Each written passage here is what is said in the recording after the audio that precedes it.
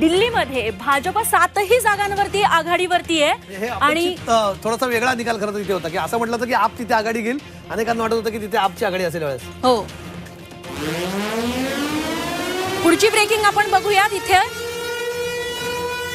त्यामुळे चंद्रपुरातून काँग्रेसच्या प्रतिभा धानोरकर या आघाडीवरती गेलेल्या आहेत. चंद्रपुरातून भाजपचे सुधीर मुनगंटीवार देखील पिछाडीवरती आहेत. प्रतिभा धानोरकर आघाडीवरती असल्याचं बघायला मिळतंय. तेव्हा सहानुभूतीची लाट ही धानोरकर यांच्या सोबत असल्याचं चंद्रपुरात बघायला मिळतंय.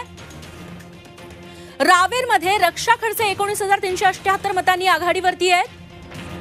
रक्षा खडसे यांना एकनाथ खडसे यांची देखील साथ मिळालेली होती प्रचाराची आणि ती कुठे ती फळाला येते रावेरमध्ये असं चित्र बघायला मिळतंय.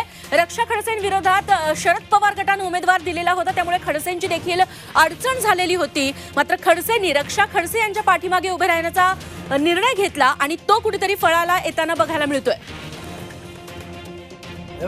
इंटरेस्टिंग कल सगळे आपल्याला हे बघायला मिळतात. रक्षा खडसेंची खरं तिथे आघाडी होती तिथनं परत एकदा इथे उलटफेर झालेला आहे. आपल्याला हे मुंबईत फार बघायला मिळतंय.